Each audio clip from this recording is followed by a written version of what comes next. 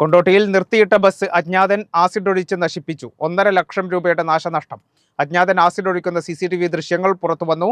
പോലീസും ഫോറൻസിക് വിദഗ്ധരും സ്ഥലത്തെത്തി പരിശോധന നടത്തി.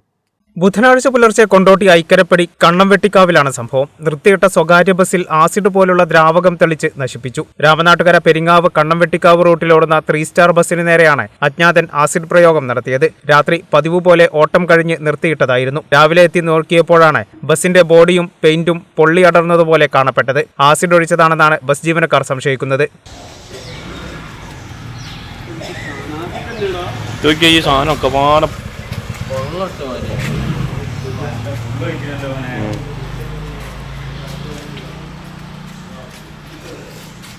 അജ്ഞാതൻ ബസ്സിൽ ആസിഡ് പോലുള്ള ദ്രാവകം ഒഴിക്കുന്ന CCTV ദൃശ്യങ്ങളും പുറത്തു വന്നിട്ടുണ്ട്. രാത്രി 11:30 സ്ഥിരം പാർക്ക് ചെയ്യുന്നിടത്ത് നിന്ന് മാറിയാണ് ഇന്നലെ വാഹനം പാർക്ക് ചെയ്തിരുന്നത്. രാത്രി 2 മണിയോടെയാണ് സ്കൂട്ടറിലെത്തിയ ഒരാൾ ഹെൽമറ്റ് ധരിച്ചെത്തി വാഹനത്തിൽ എന്തോ തളിക്കുന്നത് CCTV ദൃശ്യങ്ങളിൽ പതിഞ്ഞത്.